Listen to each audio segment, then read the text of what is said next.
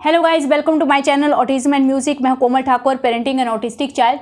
और अभी स्क्रीन पे आपको ये कमेंट दिख रहा है जिसमें ये पेरेंट क्लेम कर रहे हैं कि 2 साल की एज में इनके बच्चे को बॉर्डर लाइन ऑटिज्म का डायग्नोसिस मिला था और 2.3 की एज में इन्होंने थेरेपी भी स्टार्ट कर दी। अर्ली इंटरवेंशन का पूरा ख्याल रखा गया है यहाँ पे, लेकिन उसके बाद भी 4 ईयर की एज में बच्ची जो है वो मॉडरेट ऑटिज्म में पहुंच गई। ना पहला पॉइंट यहाँ पे ये क्लियर करना चाहूँगी कि यूट्यूब पे कई बार मैंने ये चीज़ देखी बिग हेडिंग के साथ कि पेरेंट की मिस्टेक की वजह से बच्चा बॉर्डर लाइन ऑटिज्म से मॉडरेट ऑटिज्म में पहुंच गया। सो यहाँ पे आप क्लियरली देख सकते हैं अर्ली इंटरवेंशन सब कुछ टाइम पे स्टार्ट किया गया है। तो ये प्योरली एक मिथ है कि किसी पेरेंट की गलती की वजह से ऐसा हो कि बच्चा माइल्ड ऑटिज्म से मॉडरेट में पहुंचे या सीवियर में पहुंचे। ये बिल्कुल प्योरली एक मिथ है। सो इस तरह के मिथ को ध्यान में रख के अपने आप को बिल्कुल भी स्ट्रेसफुल नहीं करना है। दिस इज समथिंग जो आपके हाथ में नहीं था गाइस। आप जो कर सकते थे आपने किया। नाउ दूसरा पॉइंट, 3 ईयर से पहले जो भी डायग्नोसिस मिलते हैं उनको कभी भी परमानेंट डायग्नोसिस नहीं समझना चाहिए। इसका मेन रीजन ये है कि 3 ईयर से पहले चाहे स्पीच डिले का केस हो, mild autism without intellectual disability या विद इंटेलेक्चुअल डिसेबिलिटी या हाई फंक्शनिंग ऑटिस्टिक बच्चा हो, सब बच्चे एक ही तरह के सिम्टम दिखा रहे होते हैं। सो ये साइकाट्रिस्ट की गलती नहीं है कि साइकाट्रिस्ट ने बच्चे को रॉन्ग डायग्नोसिस दिया हुआ है। ये रिसर्च में निकल के आया है गाइस कि जिन पेरेंट्स ने ये क्लेम किया कि ऑटिज्म क्योर हो चुका है हमारे बच्चों का, तो ऐसे पेरेंट्स के ऊपर एक रिसर्च कंडक्ट की गई थी और उस रिसर्च में निकल के आया था कि 99% बच्चों में रॉन्ग डायग्नोसिस मिला हुआ था। यानी कि वो बच्चे ऑटिज्म के केसेस थे ही नहीं, वो सिंपली स्पीच डिले के केसेस थे। तो ये कंफर्म्ड है। इवन मैंने अपनी सराउंडिंग में खुद अपनी आंखों से इन बच्चों को ऑब्जर्व किया है। अपने फ्रेंड के बच्चे का केस मैंने आप लोगों के साथ डिस्कस किया है जिसको मैंने 2-3 साल ऑब्जर्व किया है। So it is confirmed without any doubt. So यहाँ से ये चीज़ तो क्लियर हो जाती है कि ऑटिज्म को हम लोग क्योर नहीं कर सकते हैं, और अगर कोई क्योर करने का क्लेम करता है तो इट मीन्स उसके बच्चे को ऑटिज्म था ही नहीं। तो ये सेकेंड पॉइंट था। आपको बार बार डायग्नोसिस करवाना है। 3 ईयर के बाद 5 ईयर में, 6 ईयर में फिर से आप डायग्नोसिस करवाइए। 5 ईयर तक अगर डायग्नोसिस मिलता है तो वो कहीं ना कहीं परमानेंट डायग्नोसिस ही होता है। हमने भी अर्नम के बार बार डायग्नोसिस करवाए थे, तो पहले सिर्फ माइल्ड ऑटिज्म था, बाद में ADHD भी आया, फिर इंटेलेक्चुअल डिसेबिलिटी भी आई। तो ये सारे डायग्नोसिस उसको बाद में मिले।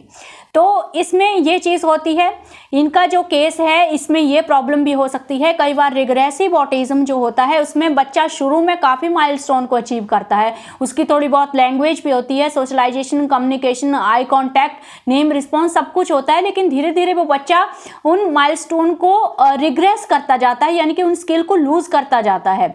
तो रिग्रेसिव ऑटिज्म भी इस केस में हो सकता है। एंड ये सेकंड पॉइंट मैंने आप लोगों को बताया। फर्स्ट मैंने आपको बताया कि खुद के ऊपर इस चीज़ को ब्लेम मत कीजिए, आपकी गलती की वजह से ऐसा नहीं हुआ है। सेकंड, 3 ईयर से पहले आपको परमानेंट डायग्नोसिस इनको नहीं समझना है। हो सकता है 3 ईयर से पहले आपके बच्चे को ऑटिज्म का डायग्नोसिस मिला, लेकिन 5 ईयर तक आते आते आपका बच्चा पूरी तरह से नॉर्मल हो गया। तो हो सकता है वो आपके बच्चे को जो ऑटिज्म का डायग्नोसिस मिला हुआ है वो सिंपली स्पीच डिले का हो। So simply border line autism मिला हुआ है, तो इसका मतलब ये नहीं है कि आप बिल्कुल बेफिक्र होकर बैठ जाएं। आपको थेरेपी के लिए ज़रूर जाना है, और उसका मतलब ये नहीं है कि बॉर्डर लाइन ऑटिज्म का डायग्नोसिस अगर मिला है तो ये केस आपके सामने है कि बच्चा जो है वो पूरी तरह से नॉर्मल हो जाएगा। आप नहीं जानते कि आगे क्या होगा, तो प्रिकॉशन के लिए अर्ली इंटरवेंशन तो शुरू आपको ज़रूर करना है। तो ये सेकंड पॉइंट था।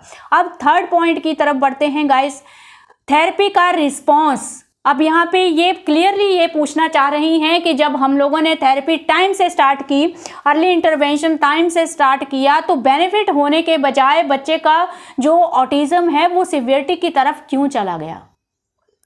सो थेरेपी कई चीज़ों के ऊपर डिपेंड करती है, जिसमें फर्स्ट पॉइंट है आपको सही थेरेपिस्ट मिलना चाहिए। घर पे कर रहे हैं तो आप सही तरीके से आपको आइडेंटिफाई करना आना चाहिए आपके बच्चे के जो सिम्टम है, और पिन पॉइंट उन सिम्टम के ऊपर आप टारगेट कर पा रहे हैं या नहीं कर पा रहे हैं।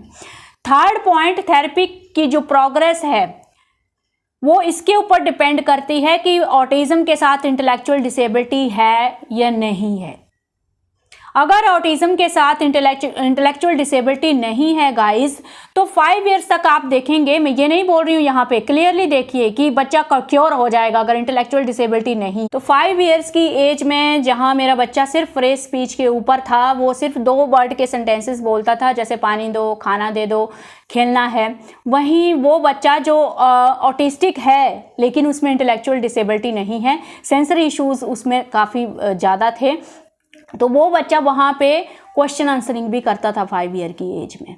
तो मैंने वो डिफरेंस क्लियरली देखा है और वहीं से मुझे डाउट हुआ था कि मेरा बच्चा जो है उसको ज़रूर इंटेलेक्चुअल डिसेबिलिटी का भी प्रॉब्लम है, यानी कि उसका कोग्निटिव लेवल पुअर है। और उस बच्चे का जिसकी मैं बात कर रही हूँ, जिसमें जो ऑटिस्टिक है लेकिन उसमें इंटेलेक्चुअल डिसेबिलिटी नहीं है, उसका एकेडमिक इतना अच्छा था, यानी कि वो क्लियरली जहाँ मेरा बच्चा प्री प्राइमरी क्लासेस में भी उसको शायद मतलब किसी टीचर की ज़रूरत पड़ती थी एग्ज़ाम में, वो क्लियरली खुद अपने आप से सारा पेपर लिख लेता था एंड मतलब उसको एकेडमिक में प्योरली कोई प्रॉब्लम नहीं थी। बस उसमें उसके जो सिम्टम की अगर मैं बात करूं तो उसकी सोशलाइजेशन बिल्कुल जीरो थी, फिक्सेशन मतलब एक रिजिड बिहेवियर, चीज़ें अपने अकॉर्डिंग ही चाहिए। अगर वो बोर्ड से लिख रहा है और टीचर ने बोर्ड रब कर दिया तो वो वहाँ पे बिल्कुल थोड़ा सा वायलेंट हो जाएगा या फिर थोड़ा सा बिहेवियर उसको टैकल करना बहुत मुश्किल हो जाता था। सेंसरी इश्यूज़ जैसे स्मेल, ये सब काफ़ी ज़्यादा उसमें सेंसरी इश्यूज़ की प्रॉब्लम थी। उसको देख के आप समझ जाएंगे कि वो ऑटिज़म है, यानी कि उसको हम लोग हाई फंक्शनिंग ऑटिज़म में रख सकते हैं, लेकिन ही इज़ ब्रिलियंट। एकेडमिक इसका बहुत अच्छा है एंड अंडरस्टैंडिंग अच्छी है। और आज की डेट में उसकी बात करूं तो अर्नब से जस्ट 1 साल छोटा है, वो आपको दिख जाएगा उसके बिहेवियर्स के से वो ऑटिज़म है, लेकिन लैंग्वेज उसकी ऑलमोस्ट ठीक हो चुकी है, अंडरस्टैंडिंग काफ़ी बेटर है, एकेडमिक अच्छा है उसका, तो दिखता है वहाँ से कि वो शायद इंडिपेंडेंट लाइफ आगे कैरी ऑन कर पाएगा। तो ये डिफरेंस है, मैं आपको समझाने की कोशिश कर रही हूँ कि थेरेपी इंटेलेक्चुअल डिसेबिलिटी नहीं है तब कितनी प्रोग्रेस से थेरेपी से इम्प्रूवमेंट आ रही है। तो उन्होंने भी बहुत सब थेरेपी उन्होंने करवाई है अपने बच्चे की, और जहाँ पे इंटेलेक्चुअल डिसेबिलिटी, आप मेरे बच्चे का केस देख लो, हमने भी सारी थेरेपीज़ करवाई हैं, तो वो कितना स्लो स्पीड में चलता है। तो वो रिजल्ट जहाँ 5 ईयर में दिखने लगे थे, तो उस बच्चे और मेरे बच्चे में अगर गैप की बात करें तो लगभग 3-4 साल के एज का गैप होगा। तो जो क्वेश्चन वो 5 ईयर की एज में पूछता था कि ये क्या है, हम लोग कई बार साथ में घूमने भी गए, तो मैं उसको ऑब्जर्व करती थी कि वो उस एज में पूछ रहा है, हालांकि वो अर्नब से 1 साल छोटा है।